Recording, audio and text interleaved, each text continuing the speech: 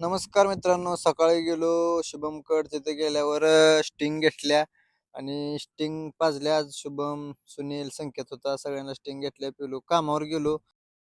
मग कामावर दुपारी आणली होती मालकानं स्प्राईट आणि आपलं काम चालू आहे. तर वाखरीतच बघा, हे लॉजचं काम चालू आहे मित्रांनो आणि थोड्या दिवसात चालू होणार आहे लॉज.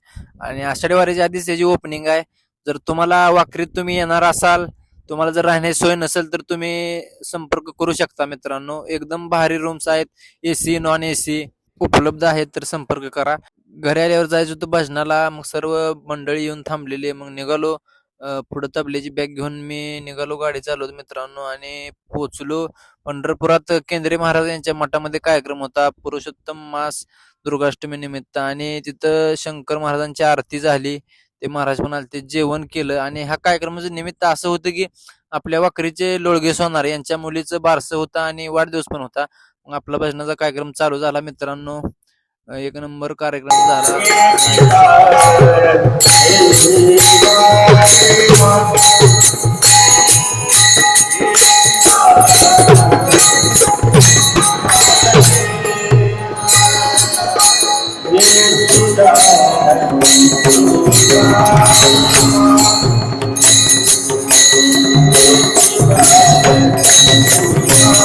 मग कार्यक्रम झाल्यानंतर आमच्या मंडळाचा सन्मान झाला आणि बाकीचे गेले आणि मी थांबलो तिथं. आणि रात्री 12 नंतर शंकर महाराज भजनी मंडळ यांचं भजन होणार होतं, तर तुम्ही ऐकू शकता त्यांची गाणी.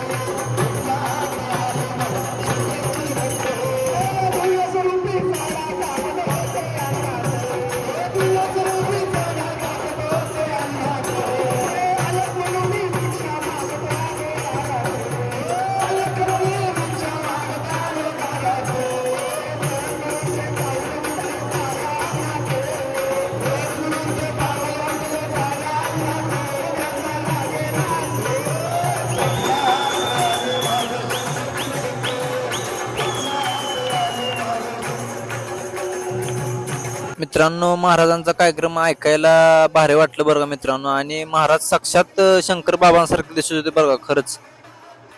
तिथून निघालो रात्री 2-2:30 वाजता घराकड.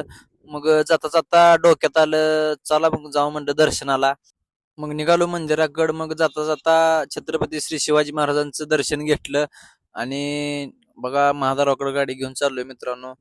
कशी गाडी आपली पळते बघा. काहीच गर्दी नव्हती रोडनं, सगळा रोड निवांत मोकळा होता. कारण रात्रीच्या 2-2:30 वाजलेल्या. तरी मंदिरापाशी पोचलो. आणि पोचल्यानंतर मग नामदेव महाराजांच्या पायरीपाशी लावली गाडी आणि गेल्या गेल्या घेतलं चोका महाराजांचं दर्शन. नंतर नामदेव महाराजांच्या पायरीचं दर्शन घेतलं. मग तिथे एक जरा व्हिडिओ काढला आपला. आणि मग तिथून निघालो घराकड. आणि छत्रपती शिवाजी महाराजांच्या चौकात हे आजोबा भेटले, त्यांना जायचं होतं रेल्वे स्टेशनला. मग त्यांना गाडीवर घेतलं, रेल्वे स्टेशन पाशी सोडलं आणि रात्री 2:30 वाजता घरी आलो. धन्यवाद.